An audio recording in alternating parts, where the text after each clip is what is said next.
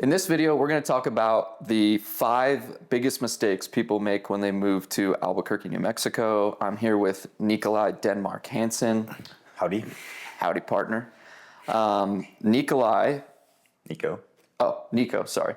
I think we've gotten to know Niko before in other videos, but just a refresher, Niko played soccer at the University of New Mexico, from Denmark originally, moved to California, moved to New Mexico for college, played as a Lobo for 4 years, went to the Final Four, Sweet 16 as a Lobo, then played 7 years professionally, and now has moved back and started a career in real estate.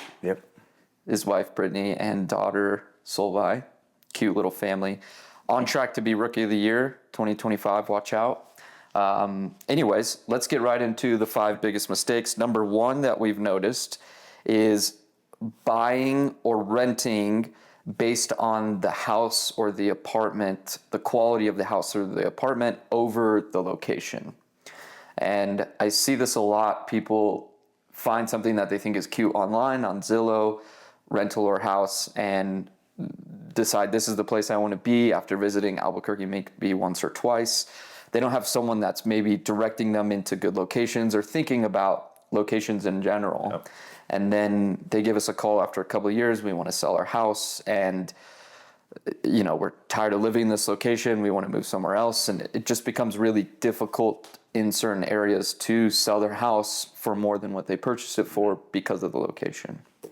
And so I think it's hard to pick a good location just looking online. If you're moving to Albuquerque for work, if you're moving to Albuquerque because you want a new change of life or you like the weather, the views, all of that stuff is great, but it can be difficult to pick a location if you've not been to a city. And I've had those mistakes when I moved to Denver, when I moved to San Francisco for a little bit.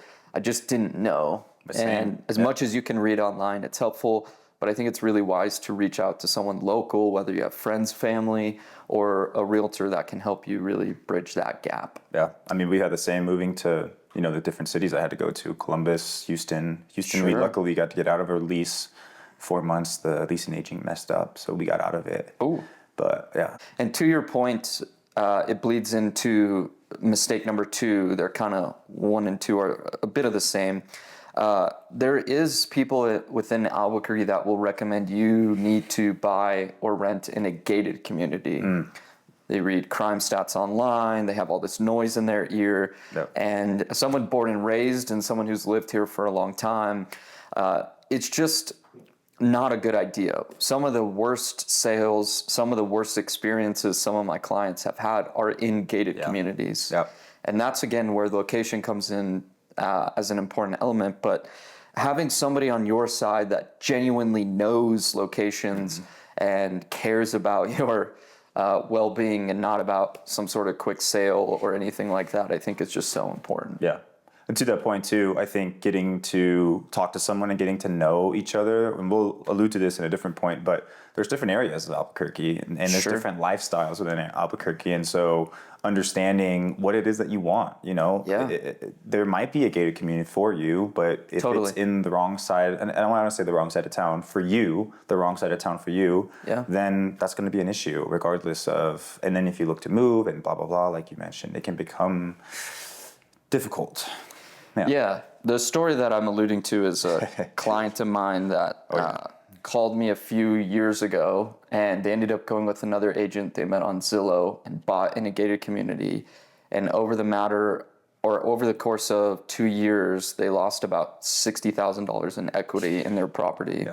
Whereas in other locations, I had another client that I knew helped them buy a house a few years ago, and they gained, what was that, $45,000 in equity, simply because of the location, the lot size, the square footage, bedrooms, bathrooms of the house were the exact same.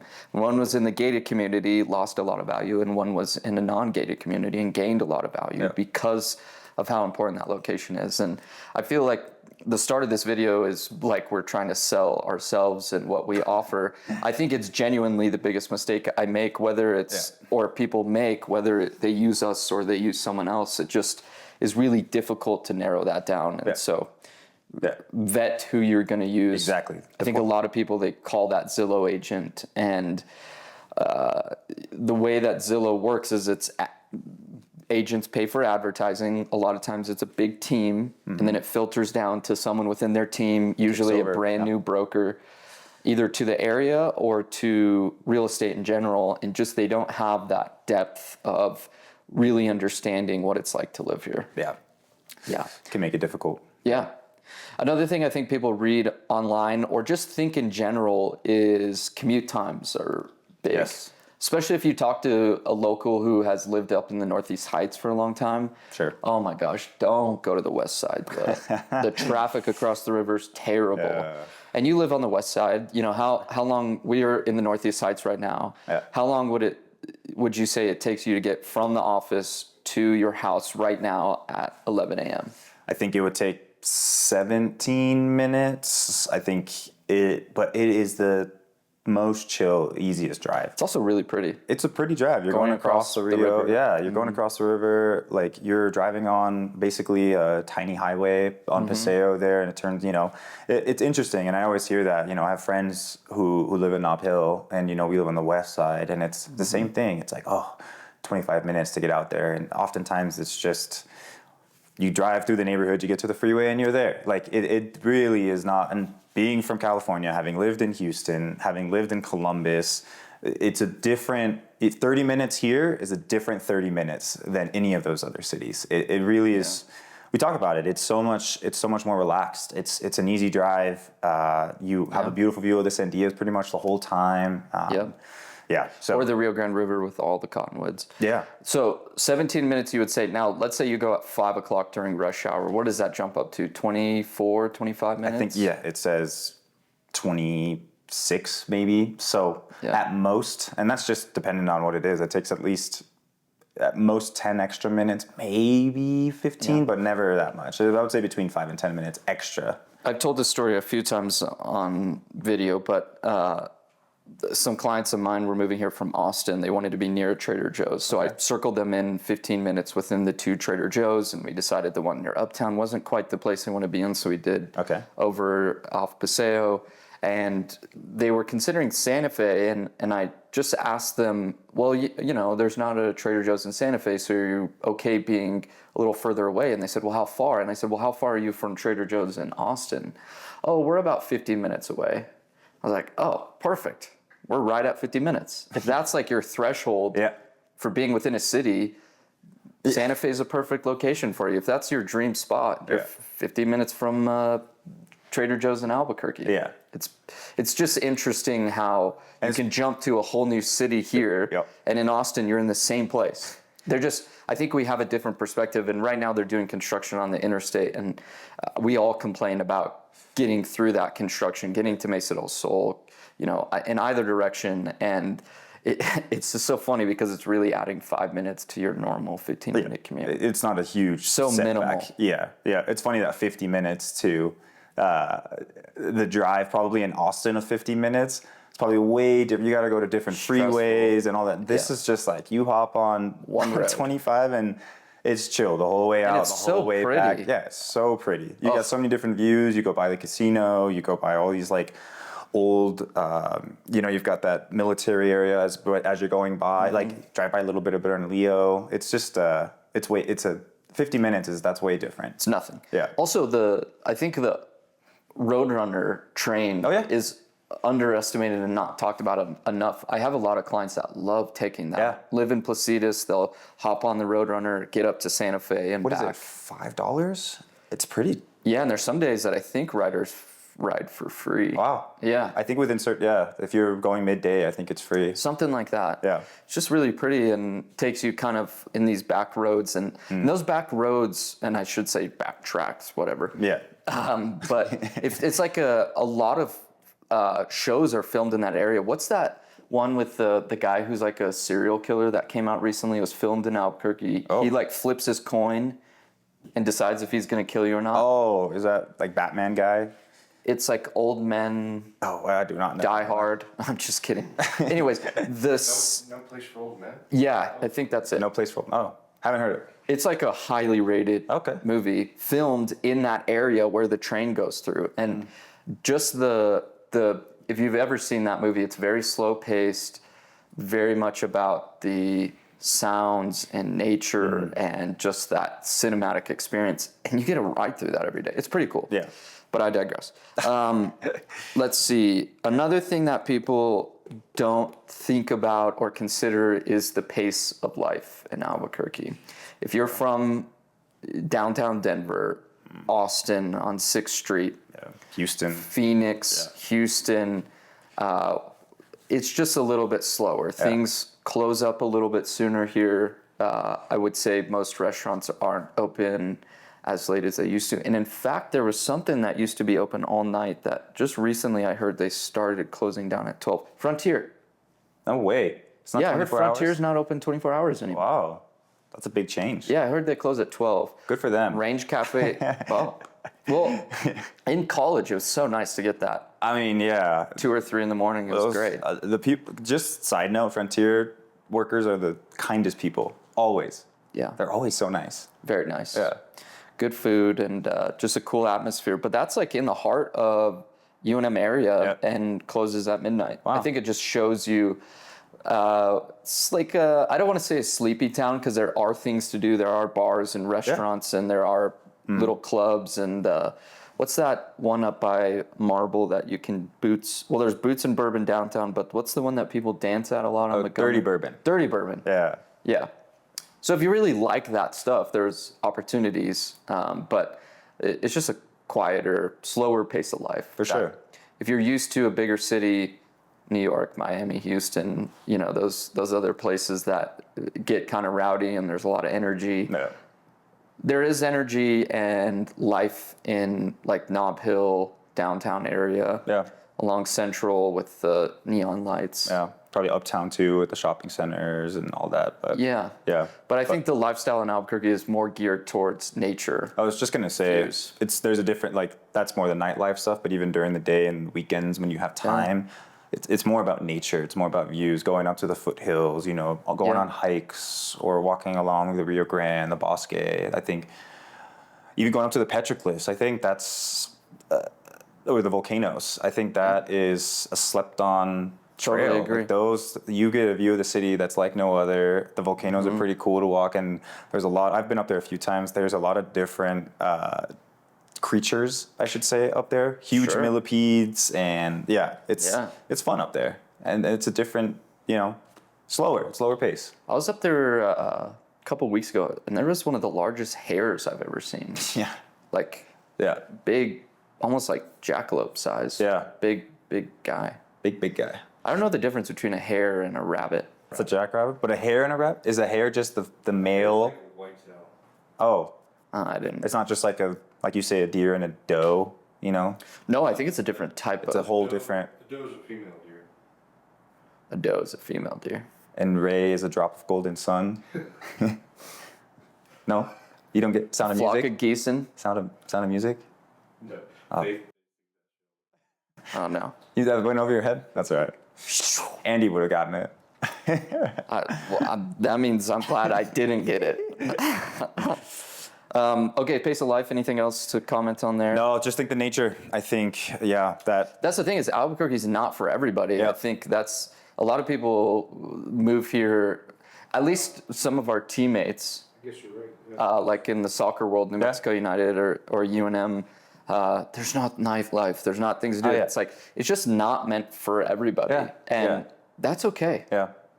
Why complain? Which is a lot of times I hear families go, "Oh, this is a great place to just like." It's a lot slower. You have closer things. There's actually a lot of good parks around in and out the town. There are some incredible parks. There, Santi and I were spending a lot of time in Nob Hill the other day, and it's so funny because there's two sides of Nob Hill. There's all of those parks, stunning. North Golf Course that turns into a dog park. There's Spruce Park, Netherwood Park, Altura Park, McDuffie Park, Hyder Park, where they have Tasty Tuesdays with food trucks and live music, and tons of cottonwoods. And then there's Central at night and Tucci's, all what's Two Fools, Teddy Rose. Wineries, breweries, cafes. There's so much. So much going on in that area. It's just that it's such a great combination. And then in that area, you're still 15 minutes to the river or the mountains. But then you have nightlife and these beautiful parks. I mean, like McDuffie Hidden Park, it's hidden. Like no one really knows about it. It's cool. Yeah. So not for everybody. Sorry, even I went to Wells Park the other day in Old Town, and they just re-renovated or reopened it because were doing renovations. It's beautiful. They just opened it in late May this year. Yeah. Huge structure. Like, that's a great park. A lot of times I think parks are like not as fun for those in-between kids, you know, Sure. like I would say 8 to probably 14, you know, it's more geared towards like smaller kids, but that park is perfect for all ages. Yeah. Interesting. Yeah, I saw Mayor Keller, he did a video on some art sculpture at that park. Yeah, I think exactly. It is massive. Even I was like, that's kind of fun. I want to do it. Yeah, hop up there. You have to like climb up. Like, it's not like for little kids. Yeah, you got to like climb up, and then there's like a little section where it's not just steps. It's like you're actually like kind of like rock climbing and in between, and then you go to the slides, and the slides are probably starts at 30 feet, 20, 30 feet. Huh. Yeah, so. Have you seen that park that's up by Four Hills that has like the longest slide? Yeah, I've heard about Wantabo Park, something like that. Yeah, it's by Wantabo Hills I think Park. It's past the pickleball courts. Yeah. Kind of down through the little valley and on the other side. But I haven't been out to that one yet, but another great park. I drove by, but I don't think Yeah. I think it was Hector that rode down, and I could see him flying down that thing. Yeah. Okay, so 2 more. I think we said 5. The last one's kind of funny, so we'll get into that at the end. But this one is not that serious, but dry skin, bloody noses. We're at higher elevation in a desert setting. So, you know, especially if you move from a place like Houston or Seattle, Miami, where high humidity, bring lotion, plan on putting it on every time you get out of the shower. Some Aquifer. Bloody noses, I don't really know how to help you with that. I think it's just an acclimation. Yeah. I would right here? I would put it like, so what would happen, especially in the summertime, is I go back to Denmark or, you know, back to California, and then when I come back, probably within a couple of weeks, I'd wake up and I would have as soon as I just went like that, bloody nose, just right away. Wow. And just a small one, but it was just the sinuses would get so dried out in the middle of the night. Right. And especially in the change of seasons, you know, from summer to fall or from winter to spring. Even in the springtime, I'd been here all year, basically, you know, school year. Springtime, sometimes as soon as it starts changing, I would get those bloody noses again. So a little bit of Aquaphor. You're not supposed to put it up your nose. I would do that just because I was trying to not wake up, but yeah. Interesting. Yeah. Yeah, and with that elevation sickness, there's some acclimation to the elevation here. No. Areas of Albuquerque, and I'm forgetting off the top of my head, are just under a mile above sea level. Yeah. And then as you get into Sandia Heights and on the East Mountains, it goes just above. I want to say that's 6,000 feet above and below, down probably in the Rio Grande River Valley. It's just below 5,000 feet. Does that sound right? I don't know if we'd go under 5, but I don't know for sure. Probably like 51, 52 in that range. Yeah.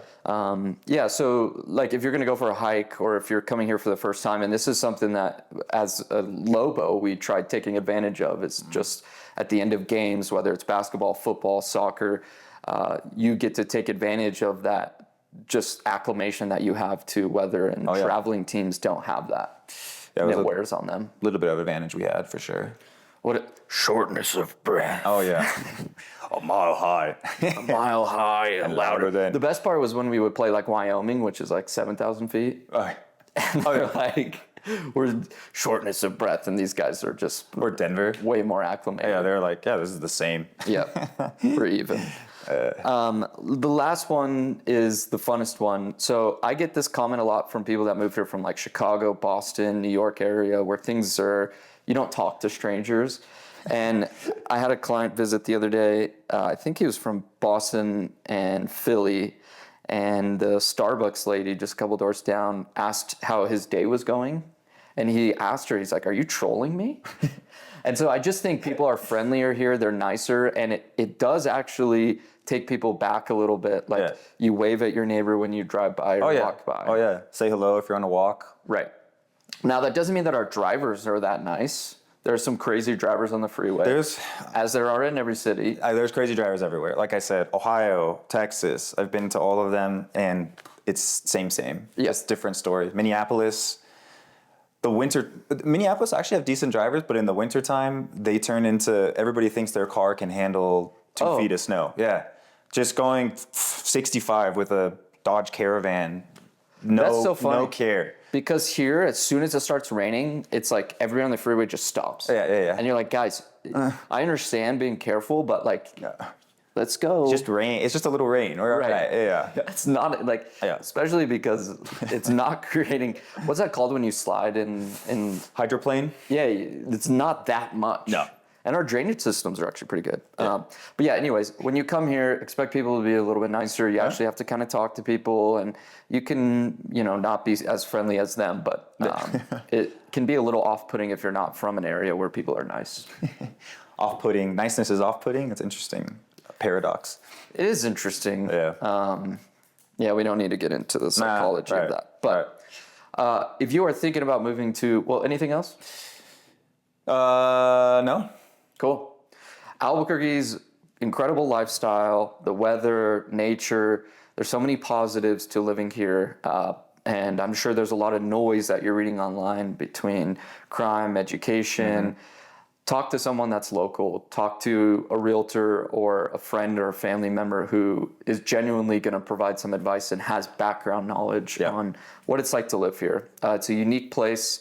That we really enjoy. Obviously, we're raising all three of us in this room are raising our young daughters here. And I think that's really telling of the type of place that we live in. So if you have questions, concerns, give us a call. We'd love to chat with you about it. Meet in the office, have some coffee. And thank you so much for watching. See you on the next video. Appreciate it. Adios.